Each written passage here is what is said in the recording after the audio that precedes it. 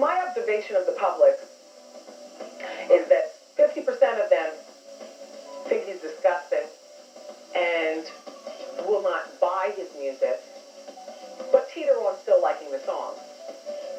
I mean, goodness knows, Your Body's Calling Me. That's a legendary song. It's just that now the body that's calling is a 12-year-old body, which is disgusting. 12, 13, 14. These ages are just all over the place. But one thing is certain. These people came on these platforms telling us how everybody knew this and everybody knew that, and tried to convince us, the general public, that we were complicit by listening to Robert Kelly's music. Never mind all these people who would, if you believe their stories, would be complicit to crimes that nobody wants to take accountability for.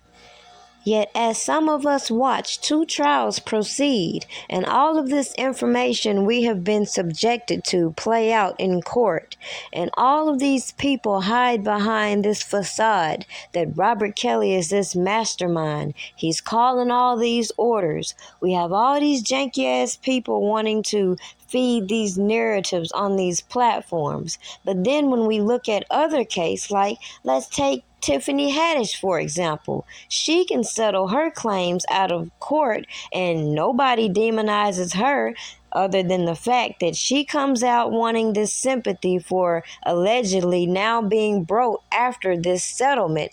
But hey, at least she's not in jail, right? And then when you look over here at Shaka Zulu's case and you see how his attorneys jump ahead of a story that TMZ intended to air, and this is my major emphasis when it comes to the R. Kelly saga.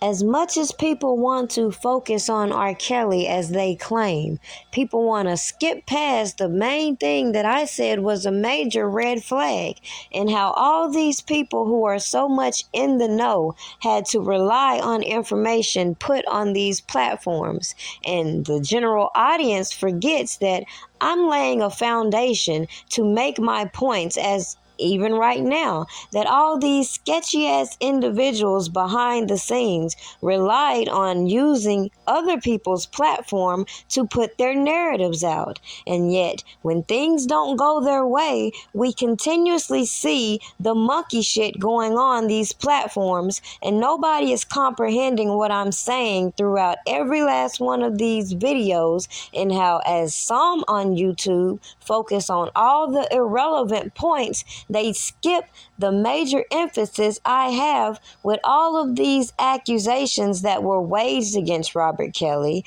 all of the strategies that were put into place to get these charges in place, all of the civil rights violations, all of the janky ass misconduct that played out on these platforms. And frankly, as long as people want to continue to be in denial about all the individuals who have misled them, they're never going to have clarity as to all of the janky shit we've seen played out on these platforms. Therefore, it would not make sense when I say something such as, at this point, what more can anybody say about the topic at hand when all of the information is readily available for people to dig into? However, so many are so gassed up into all of these videos being put out here that they miss the whole point. Now that we see how corrupt this judicial system and the dirty tactics they're willing to use in order to get their convictions, it should make sense why a lot of us began to protest all of this bullshit at the front door instead of allowing them to imprison this man and now look kind of crazy when it's going to take a whole nother process in order to see him free, regardless of what information we know, how much corruption we saw playing out, and the fact, regardless of what you feel about Robert Kelly, if the pursuit of justice is what you claim you're all about, it's a whole lot of immunity deals that should be revoked, and bouncing from platform to platform talking about a lot of irrelevant shit ain't gonna change that fact.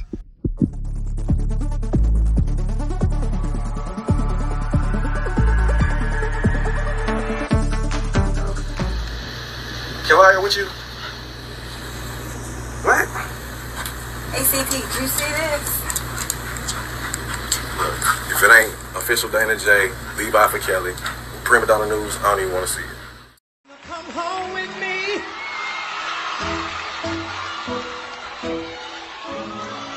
Will it be you? Or will it be you? Or will it be one of you? All you have to do is be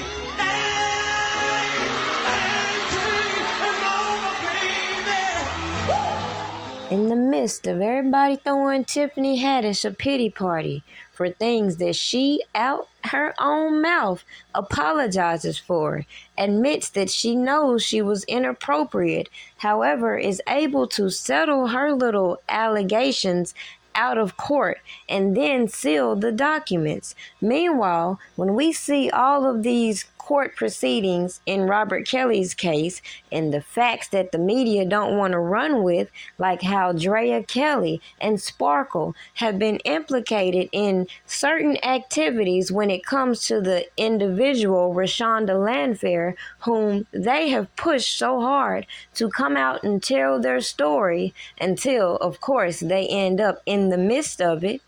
We watched how these individuals were able to get around the whole double jeopardy topic by switching up the charges, piling on more, adding a little more fluff to their allegations, and bypassing as a whole. They're using janky-ass settlements behind the scenes to try to solidify this man's fate in the public's eye, manipulating the very facts of these settlements. So then when I begin to implore in all of these settlements individually and realize that I see more fraud than anything, and I began to document why, that gave me reasonable doubt to wonder why prosecutors wanted to give the sketchy-ass individuals admitting to crimes these immunity deals instead of prosecuting them as they claimed they would. Yet this was a point that I made well over 3 years ago, and how it's mighty strange all these other celebrities in Hollywood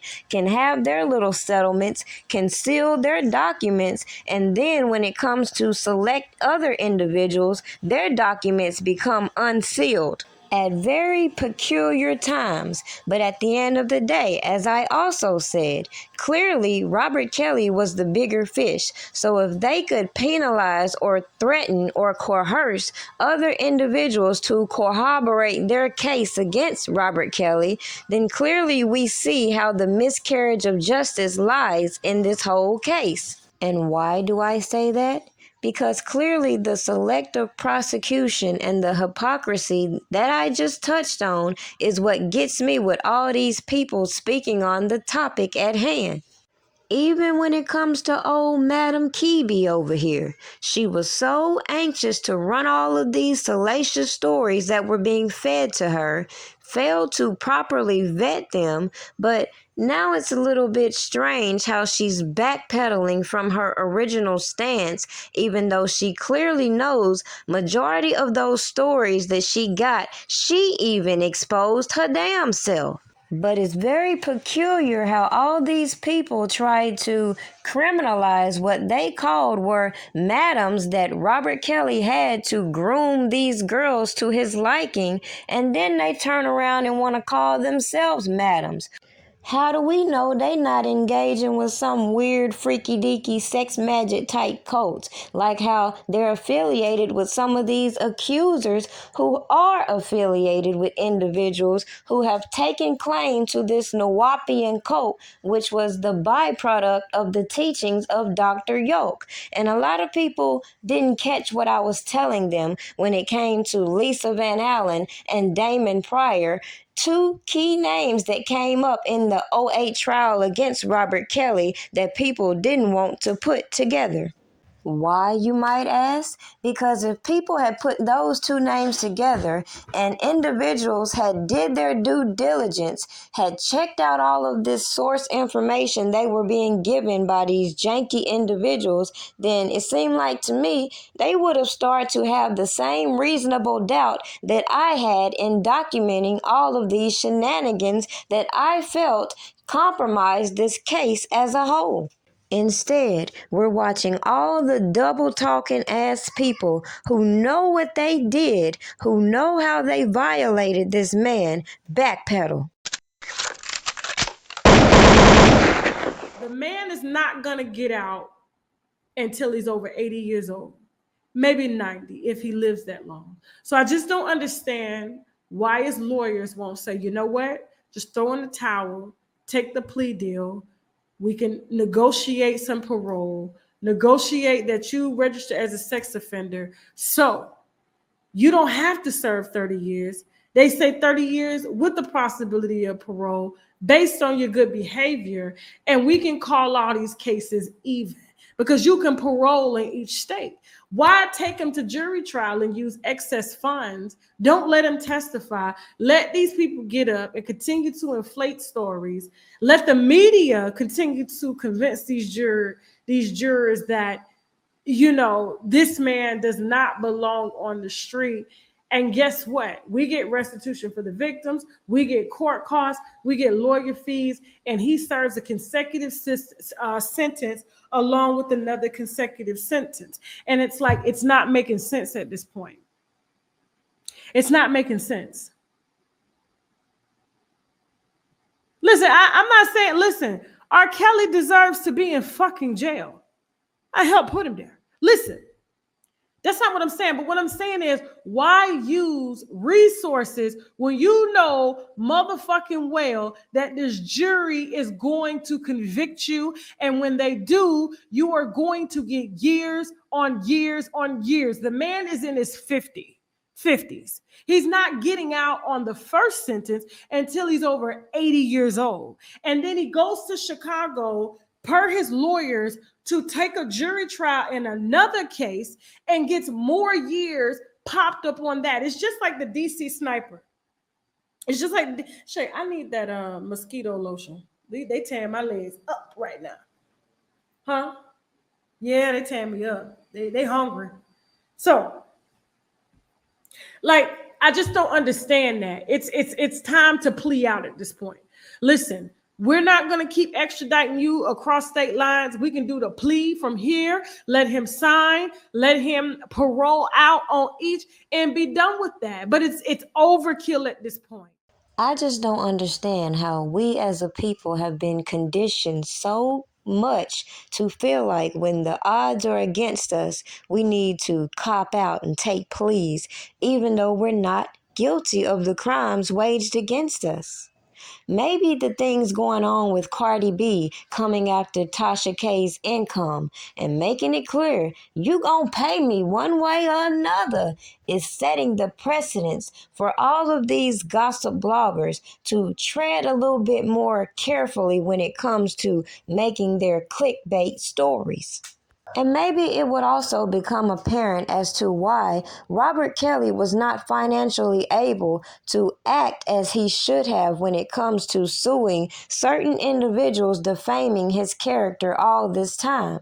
But at the end of the day, when you have all these attorneys who have been on your payroll, and then you enlist in another attorney to come and check out what's going on with your finances, and he wastes all this damn time and sit here and put you in a tight spot, it's only so much that you can do.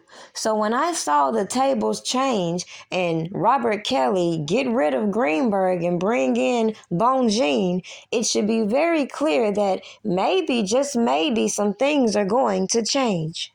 Now, am I going to give you false hope? Nope, because I don't know this man's finances, and common sense should tell you all it's going to take money in order for this man to put up adequate defenses. Clearly, this was the point in the defense setting up a legal defense fund, which was also a trust so that these garnishments wouldn't take this man's funds. Yet I wasn't going to spend too much time like other people raising the alarm to the federal government about money to give them reason to deny this man a bond like other people did. What I did do was let you know that it was legit, let you decide, and here we are now.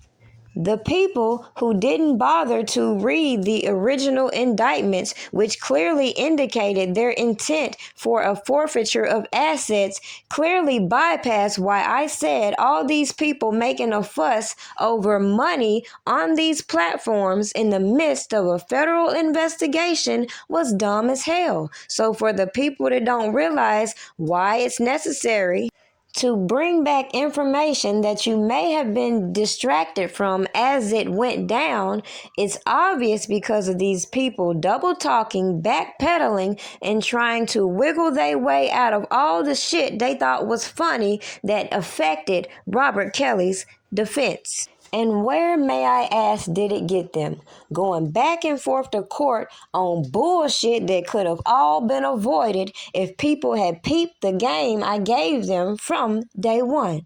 Okay? Y'all could never do nothing as men while that man was there because he treated y'all like shit. Let's talk about how many of y'all he owed money to right now that he played with y'all till he all the way till he went to prison. Because I do remember, Dawn, you crying on Christmas when he got that bonus money, and you was talking about how you was getting ready to leave him. You, fuck this, you ready to tell it all, and this and that, and because he wouldn't pay you, because he went and took his, what he called himself, called it the family. He took the family shopping for Christmas, and ain't pay you your money. You was sitting there, broke as a joke, sitting there crying about a man that didn't pay your money, and you ain't had a heart to say nothing. And then when he paid you, you was like a little girl to the companion. You was on the phone with, oh, he got my money, everything good. I can go do this now like a kid. Dude, you don't want to play with me, bro. They facts. They in emails, they in text messages. You tell me how you want it to be posted. And this ain't none of that fake shit that they run around the internet. All of this, you're going to see this in future testimony. But Azrael knows where everything is. When I say the tape, she knows who's who. She knows where the bank accounts are, where the money is. She knows who's using who. Not seen what we've been trying to show you, that you've been brainwashed. But once she watched that documentary and she read the emails that I sent over to her, that he was sending to Joycelyn, telling Joycelyn the same things that he told her, hiding other tapes for Azrael, just like London on the Track's mom was doing. Cheryl, I forgot her last name, Cheryl Mack or whatever. And so I'm trying to tell you without telling you too much, because like I said, this is a federal case, and I've even helped out the feds with all the information that I've been given. So I was working with the Department, was it the Department of State? Homeland Security, one of them damn places. Homeland Security, my lawyers were to hand them over everything that we had received.